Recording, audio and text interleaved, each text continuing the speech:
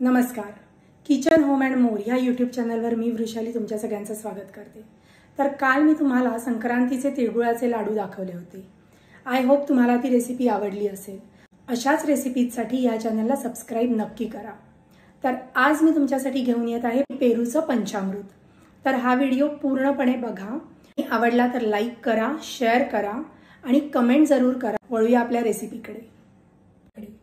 त्यासाठी आपल्याला पिकलेला एक पेरू घ्यायचा आहे आणि त्याचं साल काढून घेऊया. साल नाही काढलं तरी चालेल. जिथे थोडेसे काळपट डाग दिसतात तेवढे हवं तर तुम्ही काढून घ्या आणि पेरूचे छान बारीक तुकडे करून घ्या. हा पेरू लाल किंवा पांढरा कुठलाही घेतला तरी चालेल. याच्यामधल्या बिया आपल्याला स्वच्छ करून घ्यायच्या आहेत. रेसिपीमध्ये बिया आल्या दाताखाली तर ते थोडंसं खाताना त्रास होऊ शकतो. तर माझा पेरू कापून झालेला आहे. तुम्ही बघू शकता. हा लाल पेरू आहे. ॲक्च्युली पांढरा किंवा लाल कोणताही पेरू तुम्ही वापरू शकता. या पेरूचं साल मी नाही काढलंय कारण साल चांगलं होतं.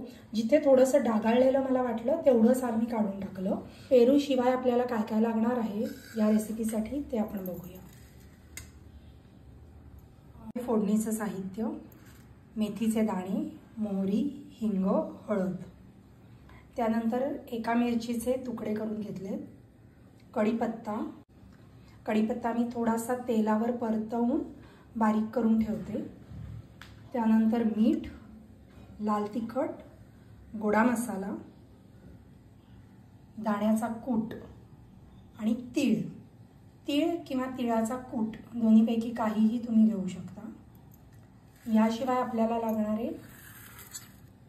गुळाची पावडर इकडे मी घेतली आहे आणि चिंचेचा कोळ मी करून ठेवलेला असतो. मला जेव्हा कुठल्या रेसिपीसाठी तो लागतो त्याप्रमाणे मी तो काढून घेते. तर इथे मी अर्धा चमचा साधारण चिंचेचा कोळ काढून घेतलेला आहे. तर मग आता आपण फोडणी देऊया.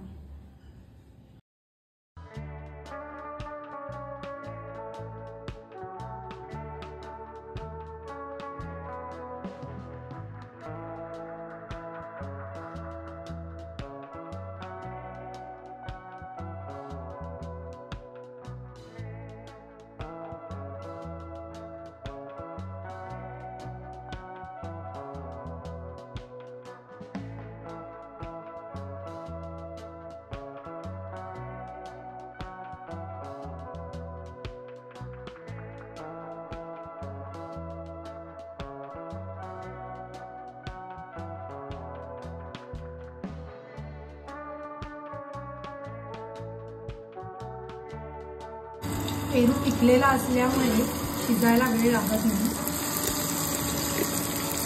तो लगेच मऊ होतो.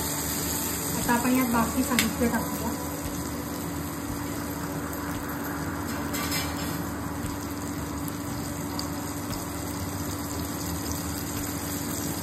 मीठ, तिखट, गोडा मसाला, तीळ, दाण्याचा कूट,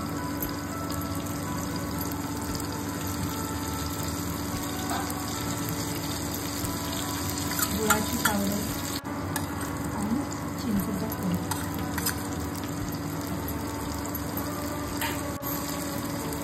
सोबत टाकणार आहोत आपण थोडंसं पाणी.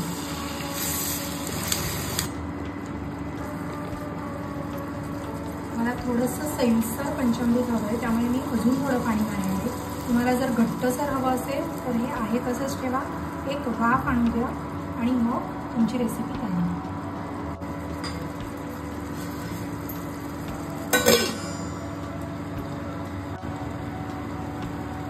बघा आपलं पंचामृत तयार झालं असेल.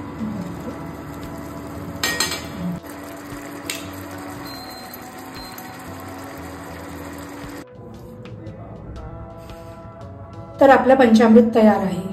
हे पंचामृत तुम्ही पानामध्ये डाव्या साईडला सर्व करू शकता. पोळी बरोबर किंवा अगदी वरण भात, आमटी भातासोबत याची चव खूप छान लागते. नक्की ट्राय करा आणि मला कमेंटमध्ये जरूर कळवा.